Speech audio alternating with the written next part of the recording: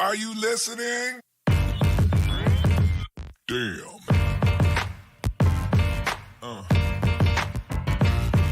Yeah.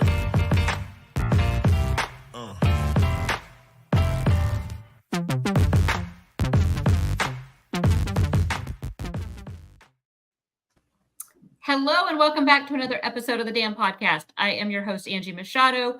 Joined with me, as always, Jake Hedberg, BeaverBlitz beat writer, and Ty Boice, BeaverBlitz contributor. First and foremost, Jake, our condolences. You lost your grandpa last week, which is why you weren't with us. So condolences. I hope your family knows you're in our thoughts. Thank you. Ty and I tried to muddle through. We had some bumps in the road. We had to go and do it solo, and then Ty had to get in his car and drive. It was not a good experience. So we're glad you're back. We are glad you're back. Yeah, glad to be back. So it's a Wednesday. We usually do this on Tuesday, but this just worked for everybody's schedule. So the Beavs took another loss this weekend, this time to UNLV, which is a very, very good team. We're going to talk a little bit about that loss. We're going to talk about the 2025 schedule that was just released here just about 2 hours ago. Ty and I touched on it last week, but we want to talk a little more in depth about the injuries Oregon State has sustained. And then we want to preview Cal. And then we have some damn questions in the lodge. And if you have some and you're joining us live, go ahead and post those in the comment section and we'll try to get to those. But it's been a bumpy road. It's been a bumpy road for a couple weeks now. Started with that Nevada loss. UNLV came to town. Let's just get you guys' thoughts. Ty, what was your thoughts of that UNLV loss? I mean, it was the tale of two halves. I continue to be impressed with Gunderson's ability to scheme up on a week-by-week basis and to create things, because they did take largely Hank away, and then you saw some big pops. Clearly a 71-yard run from Vonnie, So I continue to be impressed with him. The passing game continues to develop. Defensively, I think we had a spirited contest with all things considered, Again, no moral victories, but I feel like that defense still battled and had something to prove and dug their heels in.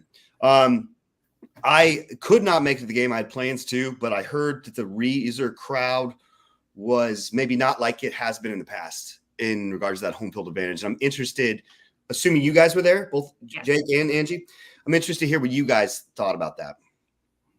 Yeah. Jake, you want to talk about your just overall thoughts of the game first?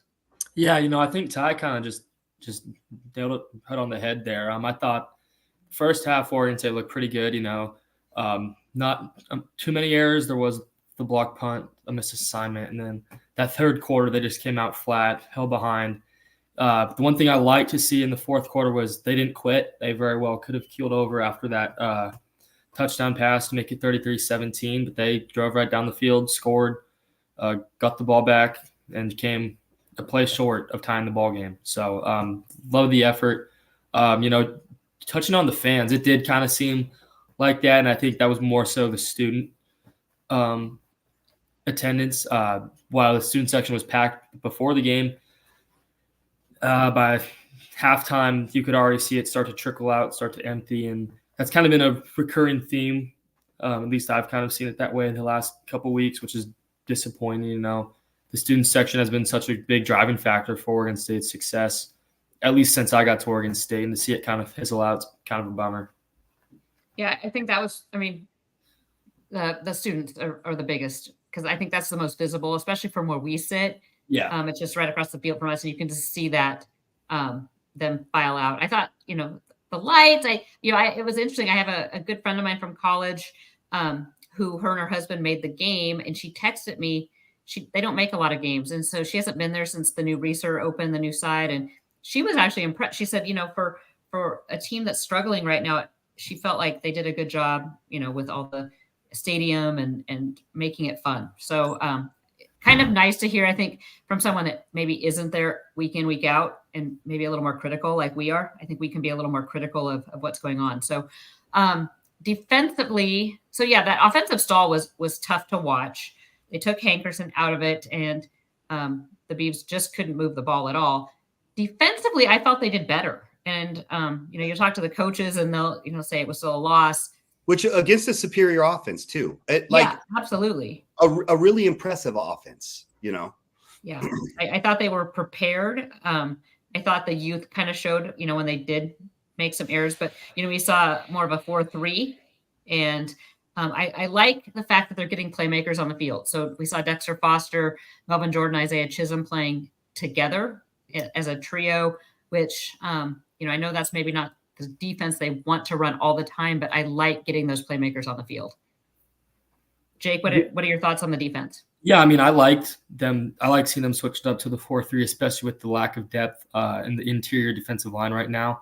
Having Nico and Olu and Alfieri and Heichel off the edge gives them a solid 2 deep. And then, they've got not a whole lot of depth, but they've got 4 or 5 guys between between Pomea, Haluni, Schuster, JoJo Johnson, then offensive lineman Helen Sikorsky. So it's better to get the 4 guys up front and kind of make the depth bigger. And then I'd like getting guys like Dexter Foster, a guy who we haven't seen play a whole lot of defense in 3 years, but he's good when he's on the field and healthy.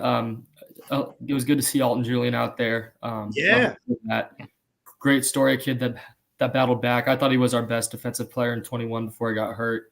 And, while he may not get back up to that level, he's still a damn good football player. So I was excited to see him get out there. And I did feel like Oregon State was kind of there was an emphasis on stopping the run. And I feel like that's where the switch to the 4-3 kind of came from. And we saw that in 2021 as well. After Trent Bray took over for Tim Tibesar, Oregon State didn't have the most defensive depth up front in the world. And then Oregon State switched to the 4-3 and they brought in Kyrie Fisher as that third linebacker, and their defense was immediately more successful. So it's good to see that the adjustments are still there. Yeah, so for the second week in a row now, Oregon State has moved an offensive player over to defense. 2 weeks ago, it was Andy Alfieri moving from tight end to defensive end, edge rusher. And then this week, we saw, like Jake said, true freshman O-lineman Dylan Sikorsky make the move over. He played as well. So, again, true freshman. He played a lot. He's a big body, helps plug some gaps. But Ty was texting us during the game, and he's like, wait, is that Sikorsky playing D-line? I'm like, yes, it is. yes, it is. Well, it's not like we stonewalled them because I don't have what their, and Jake, you may remember this, what their rushing yards per game on average was. And again, I think their strength of schedule is probably exceeds ours, maybe, I don't know. But I would agree with that, yeah. Yeah, to hold them to 188 rushing yards. I don't know. I feel like that is again, I think that this is circumstantial with injuries, and so you still have to kind of tip the cap to these coaches. You know what I mean? I don't think I guess what I'm saying is I don't think Keith Hayward doesn't know how to be a defensive coordinator. I think that he's a real star, or he's gonna, especially with a healthy deck of cards. I think he is going to be a really good defensive coordinator. I think this is circumstantial, being that we're just down personnel wise. Yeah, we're going to jump in because this is something Ty and I kind of touched on last week, but we didn't have Jake with us. But let's talk a little more in depth about the injury bug that has hit Oregon State, especially on the defense. Offensively, they have lost 3 offensive linemen.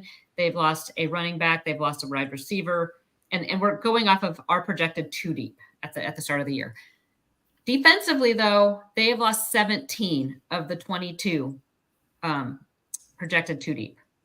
Let that sink in, you guys. Seriously, 17 of 22. This is basically now Oregon State playing, for all intents and purposes, they're playing a scout team defense right now, and doing the best they can, piecing it together. So just taking a look at the defensive line as it is, Takari Hickel is out for season. Nick Norris out for season. Kelsey Howard out for season. Josh Griffiths no longer with the team. So those guys were all projected starters. Thomas Collins, Tavita Pomea, Taiji Hill, not available. Singleton and J-Rod did make it on the – J-Rod did make it? No. Robinson did? No. So so those are just defensive linemen.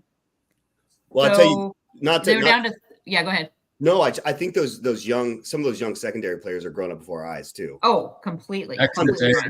100%. And I thought there was a couple times where I, hopped up and fist pumped, not because it was the most gorgeous football play, but because I was like, I know the story of that kid. I remember when he was first arriving on campus, Well, and I think that's something too is we're seeing this youth. When you look at a guy like Shamar Michael, true freshman, getting a ton of reps, and then you look at the outside linebackers in Dexter Foster, Isaiah Chisholm, and Melvin Jordan. You have a true freshman, a redshirt freshman, and a redshirt sophomore. And Sayez too. And Sayez, yeah. So he's been absent too. Hopefully him and Pomea are back. Tavita was back last week. Yeah, he was back. You're right. And then defensive backs. I mean, J-Rob, I hear is 50-50. I have not been able to confirm what that injury is. So hopefully he's back. But those young guys are getting trial by fire. So as rough and bumpy as it is this year, I think it does bode well for the future.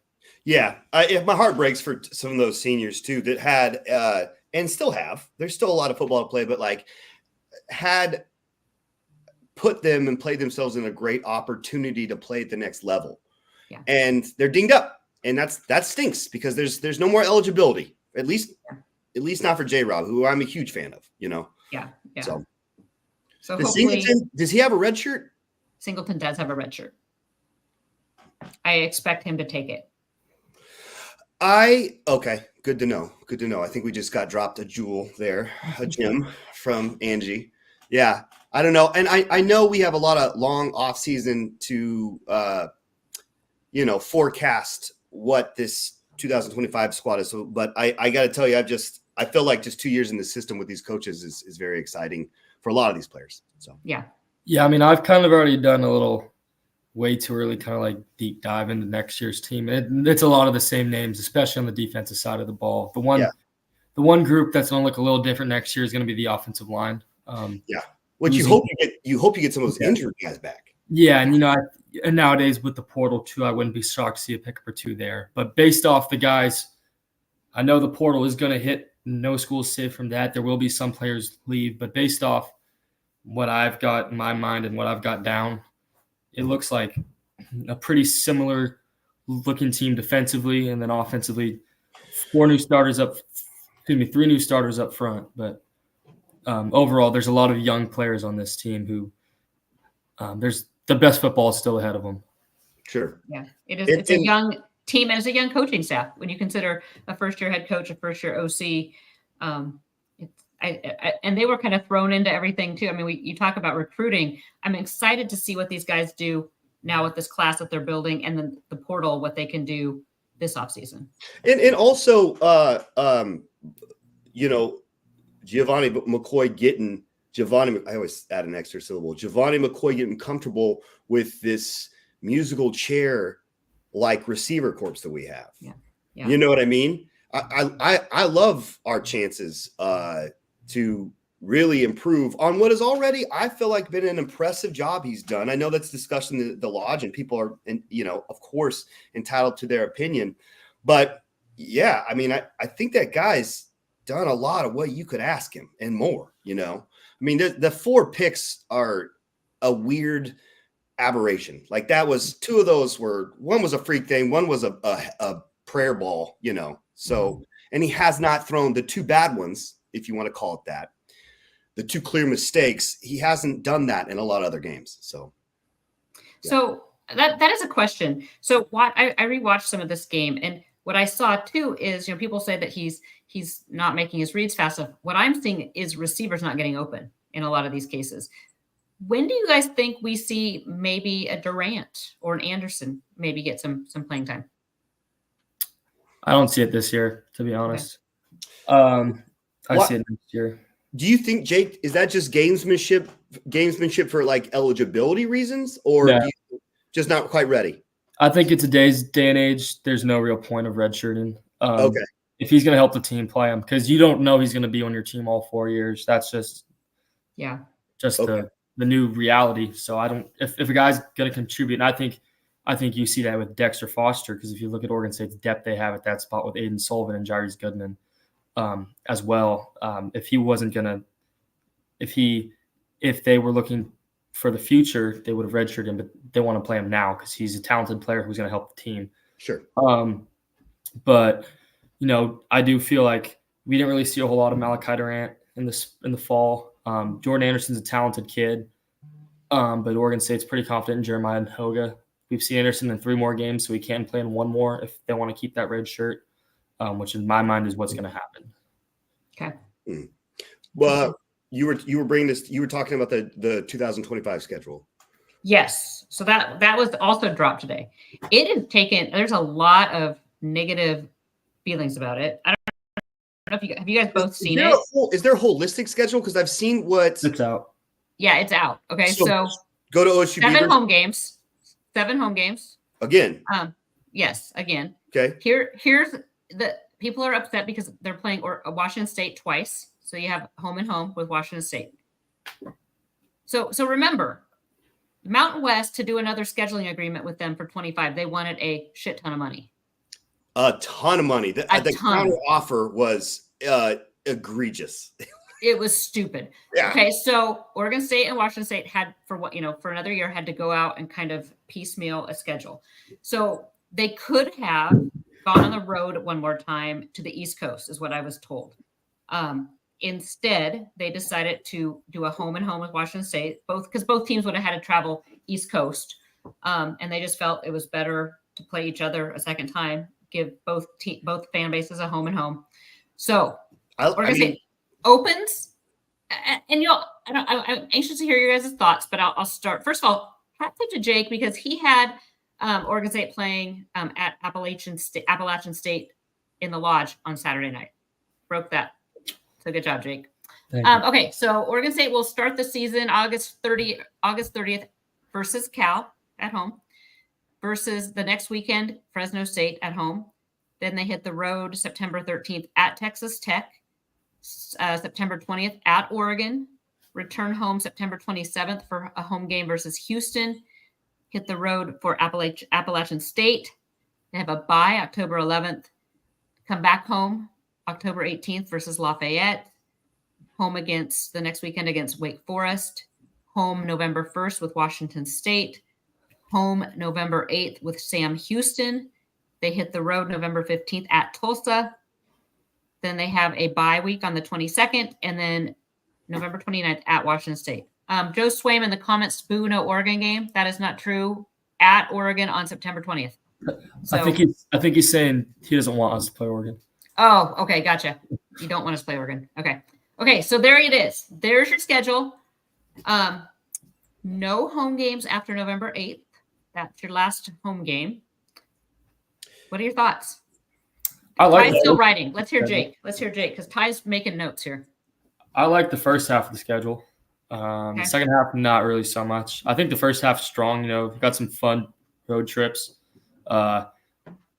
Lubbock seems like a good time against a decent Power 4 opponent. And then App State's been one of the premier Group of 5 programs really since they've made the jump to the FBS level. And they play in one of the most beautiful football stadium landscapes around. I know Jake and I were looking at pictures on Saturday. Yeah. Oh, beautiful. Looks like especially in October too, looks like a really fun place to play. And then, obviously having Cal, Houston, and Fresno come to Corvallis, those are all bigger name programs. But then that back half, getting Wake Forest to come to Corvallis is a plus. It's a ACC team. The Washington State matchup, it's a little peculiar. I remember seeing it happen before between like New Mexico State and UTEP, but never really for like bigger name programs. So it's a little interesting. But those, then like the trip to Tulsa and then Sam Houston State, who's a decent team, I guess, and then Lafayette really just doesn't really do it for me. I mean, I would have rather taken another trip out east against maybe an ACC school than to the Midwest to play Tulsa. But I guess Tulsa's not very good, so maybe it's the athletic department trying to string together as many wins as possible rather than play tougher teams. Like I know BYU, I think, had an opening. Northwestern did. I would have rather gone there and potentially lost but played a better team than beat up on a not good team. Yeah, there's a plus and minus. I mean, you look at Oregon, and that's potentially a loss, most likely a loss. So you want to try to get as many wins there too. Let me guys ask. So just real quick, because with the realignment, this is a little confusing to me. I see 2 Big 12 opponents in Texas Tech and University of Houston. Mm-hmm. Yeah, Correct. 2 AACC opponents in California and Wake Forest. Correct. 1 Big 10 opponent against Oregon. Yep. And then you're playing Washington State twice. Is Mateer out of eligibility in next year? He's young. He's only a sophomore. Ew. All right, gross. But and then Fresno State, so you have 2 Pac-12. Yeah. So in your guys' mind, and I think I know the answer to this, but isn't Sam Houston playing pretty good football this year?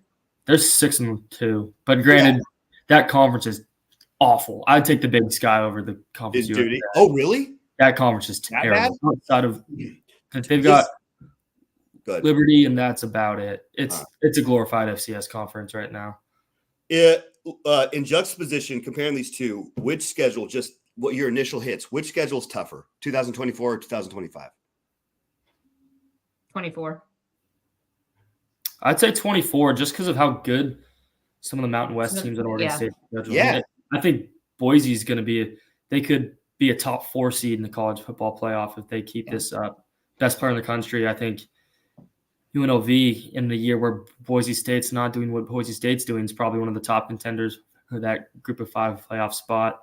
Okay, correct me though. Is it okay? So Friday night, this Friday, isn't it Boise State UNLV? Mm-hmm. Okay, that's gonna be a big game. Because they have a good run defense, so it'll be interesting. It's probably outside of Oregon the best one that G&T's played all season. So I still think, is it at not that this matters a lot less, but is it at Boise? It's in Vegas. Yeah, that matters less than that factors in less, but I do believe that Boise State, although they have some holes on defense, will dog walk them. I think they're a top 10 team in the country. Boise State, I would agree. Yeah, I mean it. Obviously we have that game upcoming, but I will be excited to root for them in every other matchup.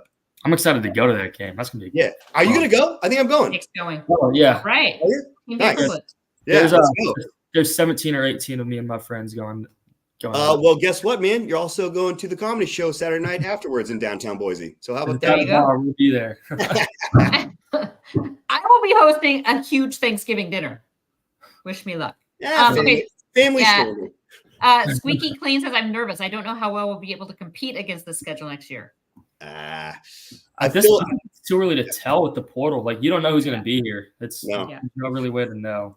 I feel like if you hold the nucleus of your defense and you get either some healthy, what were underclassmen this year on the offensive line and maybe some help in the transfer portal, I like our chances. I really do. I like our chances to play an arguably tougher schedule, although we all agreed 2024 might have been tougher. I think we have a better win-loss record next year against could be or couldn't be a tougher schedule. Yeah. If we keep the same team, I agree. Yep. I mean, Squeaky Clean also is worried about Bari transferring out. He hasn't shown anything. I mean, there's nothing you can do about that. Yeah, I mean, we're gonna say it's gonna lose guys, just like everyone else in the country is gonna lose some guys. So you try to keep the nucleus together. But so like Jake has just said, looking ahead to next year's schedule, you get all these young guys that have playing experience. Plus, then like you get a Takari Hickle back, Nick Norris back, Thomas Collins. Well, he should be back later this year, but Singleton. So Noble Thomas. So there's some guys there. Yeah, Tyree Ivey could get a red shirt too. He only played a drive in his 5th game last year before he got hurt. So we could get Tyrese back as well, which would be big. And we don't know what's going on with Jam at all. Yeah. But I don't know if we'll see him again this year or not. But I'll tell you, I think he's put himself in a decent situation to get consideration for a medical hardship year. Yeah. So you can't control who you're going to lose in. You can't control who you're going to lose in the portal any more than you can control the weather.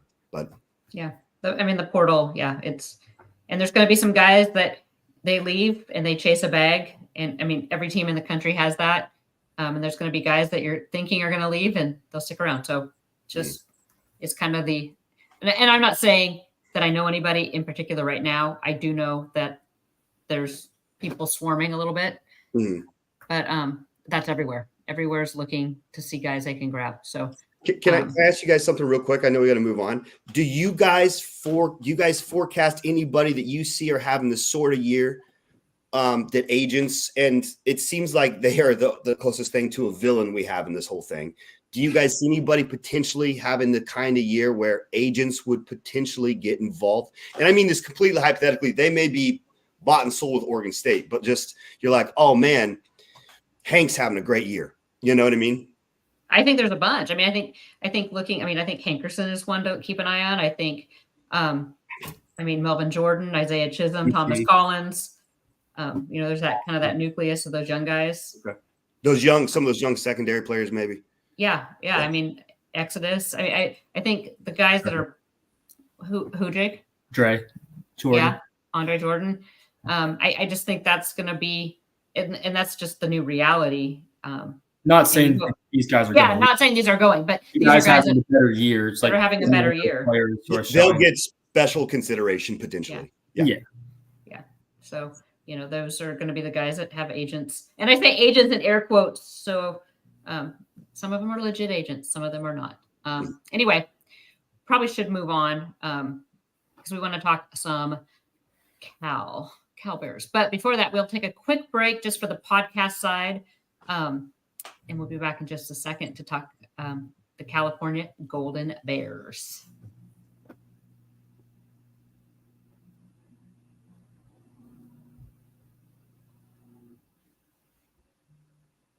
Okay, and welcome back to the damn podcast.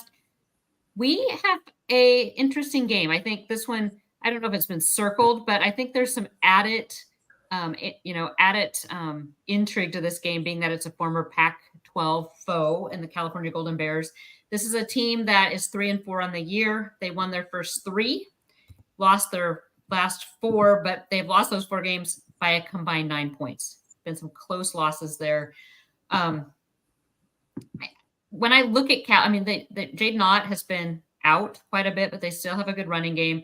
But I think this Cal team is basically like any other Cal Justin Wilcox team. It's defense strong. Jake, you want to walk us through what you've seen from Cal? Yeah, exactly. That's exactly what you said. Strong defensive team. Offense, I thought was going to be a little bit better than they have been performing, but they've been a little banged up. They haven't had Jaden Ott, who prior to this season had been one of the premier running backs in the country, but he's had a rough year.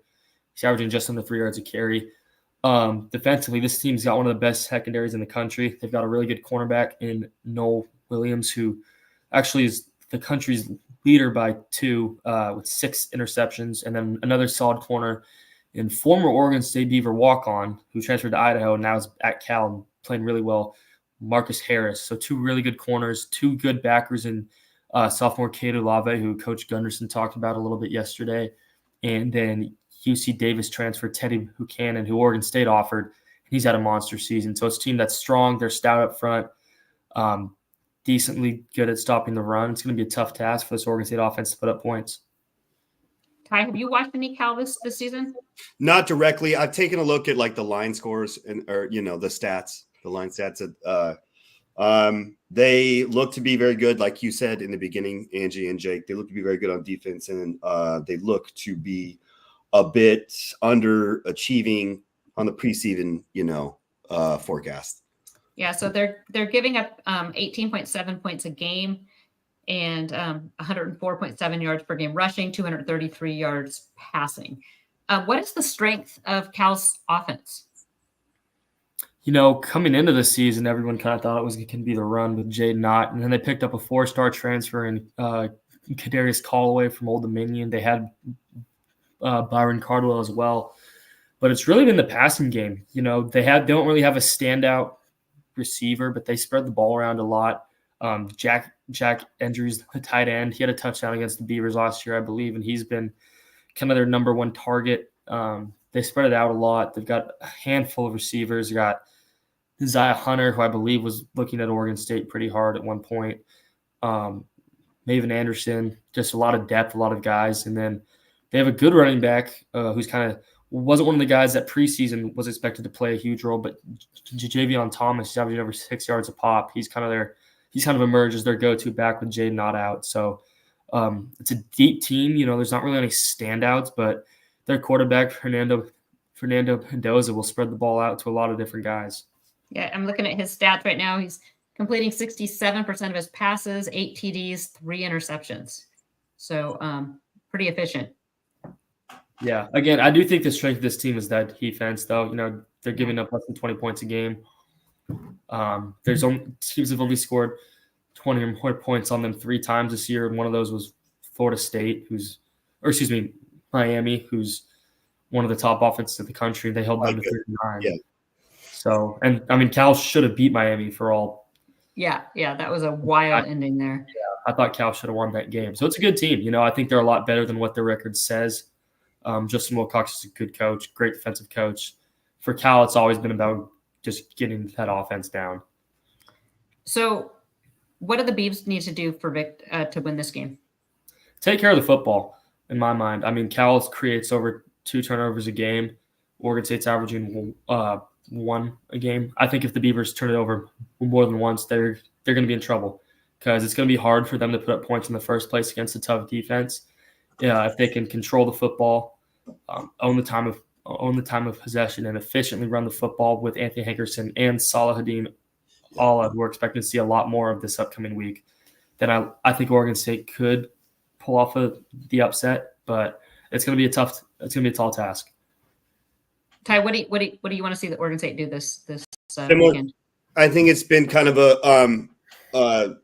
the mantra is try and get a couple more brick by brick people healthy. And then, like Jake said, don't turn the ball over.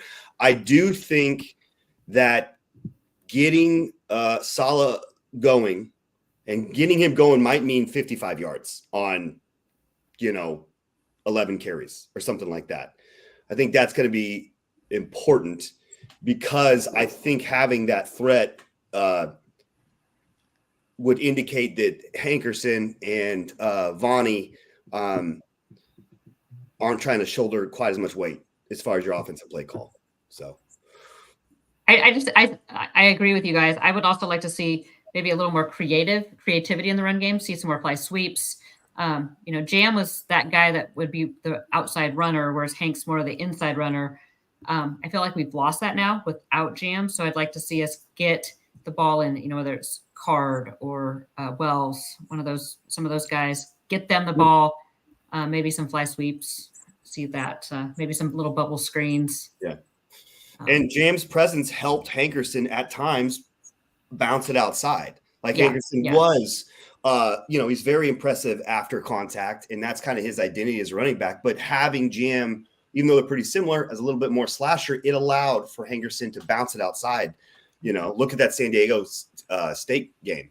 There's a couple of those. Yeah, absolutely. Yeah. I'm just looking here. Joe Swaim in the comments, stop making every running back look like an All-American. Hopefully the run defense shows up. And then any Jam update. I don't expect Jam this weekend. So Jam might be out for a little bit. So just move forward with the Allah and Hankerson is and Reichel when needed. So it'll be interesting. I mean, I think last time I checked, is it 10 points? Cal's a 10-point favorite. Whew. I like the Beavers to cover. I don't know if they win. Okay. Okay. I know I need to do my staff pick. I need to get that in when I'm done recording this. So I don't think the Beavs win this one. I think on the road is going to be a tough one. But I do think that the Beavs will take a step forward again. And I think offensively, it's right now it seems like they can't kind of put a package together. So the offense sputters, the defense sputters. So I think hopefully we see a little more consistency from the offense. What's your guys' most complete game for the team? What do you guys think when you're like, if we were to examine both, what's the best team football game we've had? Probably San Diego State. Yeah, I would say not Purdue. Probably. Purdue. Yeah, Purdue was pretty solid too. Got gashed on the run against Purdue. Yeah. I mean, I think overall I would say San Diego State, just because the defense pitched a shutout, kind of just stop them. So I did look. So Cal played San Diego State. So there's a mutual opponent. They did win 31-10. Same margin of victory. So same margin of victory, but they did. Oregon State was 21-10. Was it at 21-0? Sorry. I don't know. Hang on. It was at Cal. It was. Okay. Oh, that's interesting. I don't know. But Angie, it's too hard to, I think, make any correlations because everybody has injuries and everybody, Yeah. Also, we were a very different football team now in regards to injuries than we were in week 2. Yeah. Yes, and everybody's that way. So speaking of injuries, I don't know. Do you guys follow NFL much? Because everybody's been kind of up on the Beavs with all their injuries, but dude, it seems like the NFL's seeing a lot of injuries too lately. Yeah, it has seemed like there's been a lot more than we've seen in past years. A lot of soft tissues again. I don't know. It's kind of been a recurring theme. Yeah. This was not on the rundown, but Jake, Oregon State did pick up a quarterback commit. Yeah. You want to talk a little bit about Mr. Tia? Yeah. So the Beavers, they picked up 3-star quarterback out of Pleasanton, California, Tristan Tia on Monday. On Monday night. He's a kid who had a really good junior year, but he got hurt during it, so he only played about half his junior season. Oregon State went all in on Jaron Kiavas Songapolatele, who is now looking like he's going to be playing for the Ducks or Georgia next year. So committed to Cal, but yeah, we'll see how that holds. Yeah. It's good to see Coach Gunderson's quarterback evaluations look to be on par. And then after he committed to Cal, Beavers were forced to backpedal, locked in on Tristan Tia. They wanted to see him throw, get some more tape just because he wasn't really playing a lot last year because of his injury. But he's had a really good, really strong start to his senior campaign. 19 touchdowns and 2 picks, and he's a dual threat guy too. He's ran for just under 500 yards and 9 touchdowns. Good frame too at 6'2", 180. And he was one of the hottest rising quarterback prospects out west. We saw Utah offered him Friday night while he was on his official visit to Oregon State. Beavs offered him, ended up pulling the trigger, committing to Oregon State. So it's a good get. He's tied for the highest commit with Jake Normoyle and Trey Glasper. And I don't think Oregon State's done on the recruiting trail either. Yeah, you're going to want to stay tuned in the next couple days. Stay tuned tomorrow. Tomorrow, yeah, Thursday. If you're listening to this on Wednesday, tomorrow Did you just drop a hint, Jake? He did drop a little hint. Okay. Little hint. Okay. What's up, BeaverBlitz? I'll be there tomorrow and possibly next week too. Nice. Possibly. Nice. I'm hearing Monday potentially. Monday. I am really excited to see what this staff does with another cycle and more certainty. Yeah. And knowing what they have and what they need. He is an interesting one. So when you talk to Brandon Huffman, who's seen him live, He Huffman loves him. Yeah, he likes him a lot. It actually went to a 7-on-7 where he was standing with a former Power 5 coach who was there watching his son. Former SEC. And was talking to him, and that coach actually said, if I was still coaching, I would offer that kid on the spot. That was a summer. So I think this one is kind of maybe under the radar. I think Beaver Nation right now is just kind of in a little bit of a little funk after these losses, but recruiting is going well. And I think some of these guys are going to be sneaky good that they're getting. So definitely keep an eye out. So make sure you're sticking with BeaverBlitz. I also want to give a quick shout out. I know Jake at the game Saturday, before I met up with him, ran into some of our listeners walking through campus. I actually I just have to give a shout out to Jeff and Eric Schultz. They tell me they listen to the podcast, so thank you.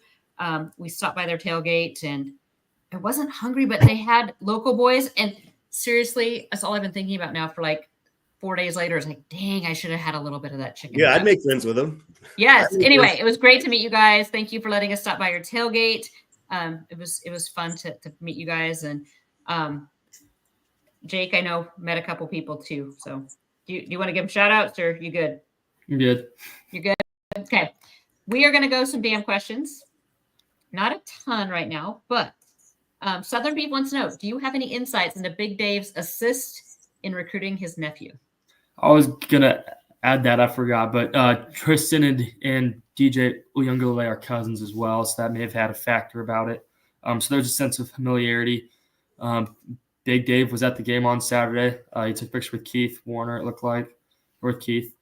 So it's good to see that connection still paying off because he's a big he's got a lot of sway in the Polynesian pipeline, and it's been real kind to Oregon State, with Tali Fuaga, DJ, obviously, just to name a couple guys, but it's good to see that still going. So shout out to Big Dave.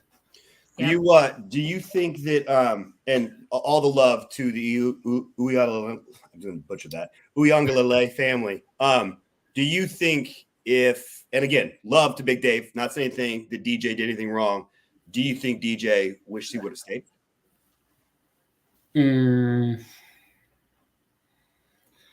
Just in terms of national presence, maybe. Just like having a player with his billing background, it gets eyeballs. So maybe that would help. I think, From a player standpoint, no. He would have had a better offensive line at Oregon State. Yeah. And that would have helped him. I think the same thing about, and we've mentioned again, I know we got to go to damn questions. Sorry, Angie, but like Silas Bolden would have gotten so many more touches. Really, in my mind, the only one that's really improved their stock has been Jermod McCoy. Yeah. Who's having a good year. He's balling out. He's had a hell of a year. I mean, and then the center, his name is Miller. Yeah, Tanner Miller. Yeah. All right. I mean, I DJ was one too. I loved his leadership. I do think some of these guys, and this is just me thinking as just a fan, observer. I wonder how many of these guys just took their money though, thinking that maybe the NFL would be a long shot. I've wondered about that. So, if Texas is going to pay you, a chunk of change and you feel like that is your one chance, although all these guys think they're going to be NFL stars. So, well, conversely though, look what Anthony Gould has done is basically, and not to minimize him but as a return specialist, you know? Yeah. And I feel like Silas had, if not as good a pedigree, Yeah. Yep. I know. It would be interesting to hear. I mean, nobody's probably going to admit that they made a mistake, but it makes it does make you appreciate the guys that stayed, like a Josh Gray, who I've heard had a lot of suitors calling him, and he stayed committed and wanted to stay with his teammates and his brothers. And so I think that those loyal guys, and you look at even the guys that came back to staff. Scouts notice that stuff too. Yeah, scouts do. Scouts, and we're in a day and age that guys are going to run, and I wonder how much it changes recruiting too, in that now you have. It used to be, you're recruiting guys, and you sell the fact that you're going to develop them, and you have ties to the NFL, and now you have guys that are just, how much are you going to pay me, and where do I fit in the roster? Well, that's where Saban is pushed back so vocally. Exactly. I mean, you saw Tony Bennett do it in Virginia too. The basketball coach, he's retired. They're just done. It's not fun. When I don't either. I mean, it's gotten to the point where you were a developer of players and men, and now it's just a lot of people just wanting money. If they wanted to deal with that, they would be coaching the NFL or the NBA. Exactly. A lot of times college coaches coach in college for a reason. It's like the same reason high school coaches, the best high school coaches stay in high school for a reason, because they like developing kids. They like developing players. Well, in NFL, you don't have to hit the road and leave your family all the time to go recruit. Yeah. Well, look at DeBoer at Alabama too. Like, the expectations could not be higher for him. Yeah. And he's lost 2 games, correct? He's just like, is he 5-2? 5-2. 5-2. Which is a stinker of a year for Alabama, but for the other SEC teams, maybe not. So yeah. I mean, and I think if you look at Jeff Hafley, I mean, he was the head coach at a Power 4 college at Boston College. He left for an NFL coordinator job because he outright said, "I was tired of being a college head coach. I just want to coach football. It's not what it was in the days of Mike Riley. Hell, it's not how it was in the days of Jonathan Smith in 2019. It's Well, unreal. I think it's bad for the kids. Yeah. And Nick Volker in the comment says it's happening in high school too. We had school choice where I was coaching in Washington, and players started getting bribed to transfer. Well, it's happening here in Oregon too. Guys are transferring for, and I say exposure. They say, oh, we need to leave this school because we need exposure to go. Dude, coaches are going to find you. You don't need exposure. I mean, Oregon State has a guy from Crane, and he had offers from a lot of places. I don't. It's just a different world. I'm starting to sound like a get off my lawn old person. Look at Marty Maurer. Yeah. Played for my alumni, Cascade Christian, and played, a stint in the NFL and was a tremendous college football player. Yeah. So it's something that we could probably go down that rabbit hole, and I think we're all kind of on the same page. Even Jake, the kid here of the bunch, is kind of the get off my lawn. It is changing. I just think people have to go through adversity, and I feel like a lot of these kids nowadays, you see guys who, something doesn't go their way and they quit, they transfer, they go to a different school, or and you look at guys at Oregon State like Alton Julian, Jaden Robinson, guys that went through adversity, they sat on the bench, they went through injuries. Yeah, it may have sucked, but it made them better men. It made them better people. Yeah. So that's where I think a lot of these kids are getting complacent, and it's just not good for them. Like, I don't know. I know I sound like an old person, but you sound like me. Jake, if you stay with Oregon State, I will give you my entire CD collection. From 2001, okay? You got a little Dr. Dre in there? Yeah, dude. Or DVDs? Can I interest you? DVD. Oh, I got some DVDs too, Jake. It's a DVD. I'm kidding. It's a disease. Got the DVD. Oh, goodness. Okay. Southern Beav also just asked, 17 injured on the defensive 2 deep. Any feelings if we see any depth return sooner rather than later? Like I said, J-Rob is 50-50. Saeed, I believe he was in concussion protocol, so he is probably, day-to-day. I have not heard an update, though, on that. And then Collins, I heard is not out for season, so hopefully he's back. I don't expect him this week necessarily, but stranger things have happened, so who knows? Chimichangas, let's get healthy, man. Seriously. Come on. You need to get healthy too, Mr. Ty, Mr. I got a cold. Yeah, all the time. Okay, Matt Chiafoni, are the extra COVID years a thing of the past? Just about. I think we've extra year happened to people a year older than me, and I'm a senior. So next year should be the last year. The last of it? Okay. They could have had the COVID year, redshirted, and then their 4 years, their last year would be next year. Mm-hmm. Okay. Unless you're, as somebody said later, Cam Rising, and then you just have like infinite years. Cam McCormick from Miami, his season is ninth year. Ninth year. His first year of college, I was in 8th grade. Whoa. That is so crazy. Now we're both seniors. It Whoa. speaks to the state of college athletics. Might be time to hit LinkedIn or Indeed. Well, I don't know, become a professor or something. 26 years old, and you're not only still in college, playing football. It's like if you went to the military and came, it's a different thing. Like 9 years, 9 years playing college football. I don't know. I was done with, by now. I was 4 years in college, and I was so ready to be done. Like I was so excited to get my job. But then after I got like real world, I was like, oh, I should have made it last one more year. But I'd love to know how many degrees he has. Seriously. Although considering they're from Oregon, it's not going to matter. Jake's a comedian tonight. Go, Jake. Jake's a little punchy. I like it. Okay. JSP Riggs, 55, and I don't know if that's pronounced right, but we're going to go with it. After 7 games, does this team feel more like the 2019 or the 2021 Beavs team? 2019 felt like a team that was so close to being good, but could not find their identity all season. 2021 team did enough to get to a bowl game, but could have been even better if they found ways to win a couple close games. Reminds me of 21 more. Like 2019, I think they were still new. Like they had a great offense. Defense was still behind. This year, it's more of – and I do think a lot of this has to do with the injuries and the guys that are out. But, if you look at the 2 of their losses, they're by 1-score games. You could I say mean, that they could be is it- 6-1. Yeah. Go ahead. Well, is it a Braid-led defense in 2021 or a Tib Bassar-led defense in 2021? Because there was that stinker of a Utah State game, but we noticed like That was good. Yeah. a palpable jump in defensive football, when Yeah. Braid took over. And then Kretcher, would you consider this rebuild the same as Jonathan Smith's second year of his rebuild? Sort of the same question, but It's sort of the Yeah. same. yeah. Um, I Hard think to compare because it's so different. yeah. Different Yeah, era of it college football. Like if you look, Oregon had a senior quarterback. They had two really good running backs. They had an All-American receiver. They had an All-American outside linebacker. It's just different. It's hard to compare 5 years ago to now, just with everything that's different because everyone had been there. There's a lot more experience.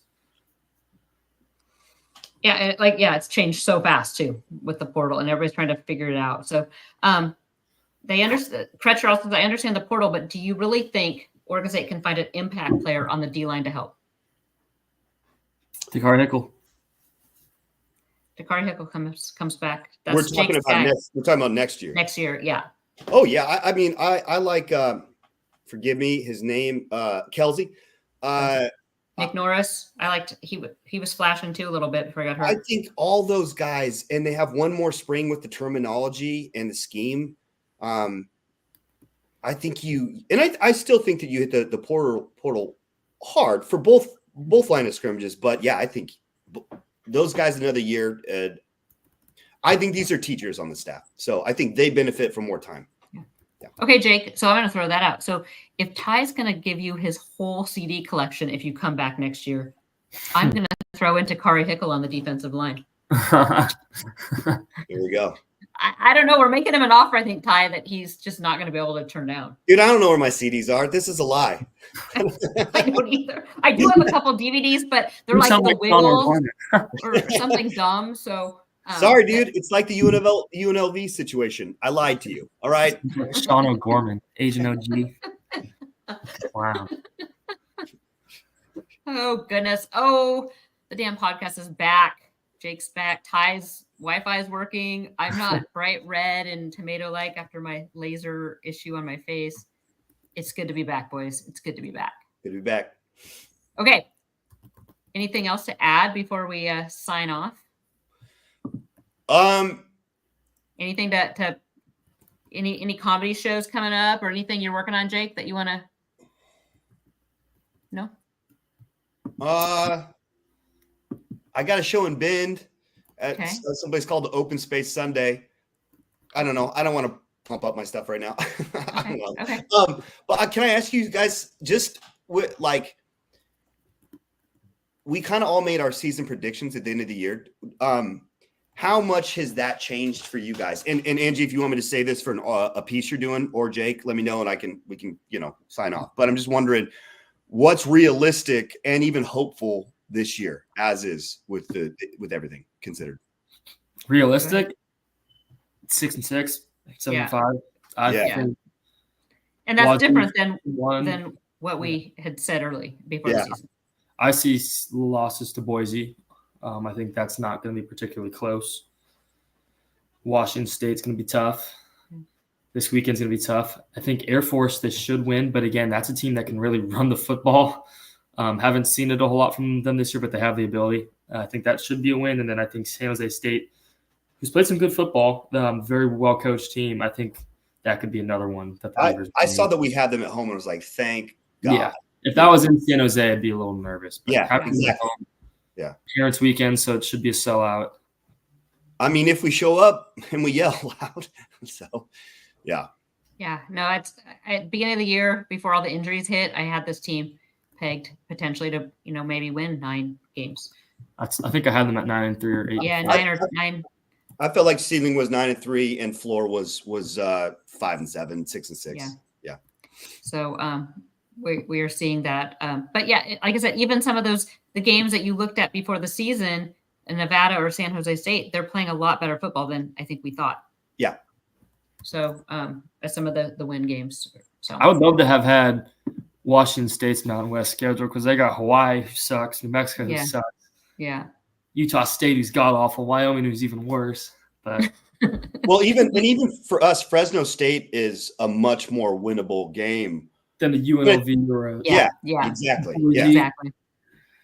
Yeah, I mean, I think there's no question about it. The Beavers are playing the two toughest teams in Boise and UNLV, but Washington State did play Boise as well, and that was a blowout too.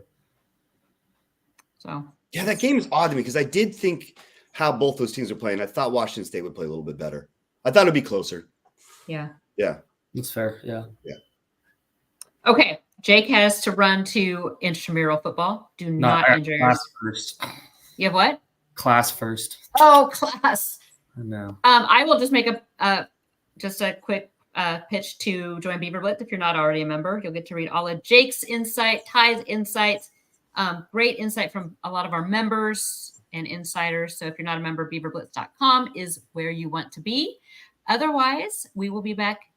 We're going to be back next week for another.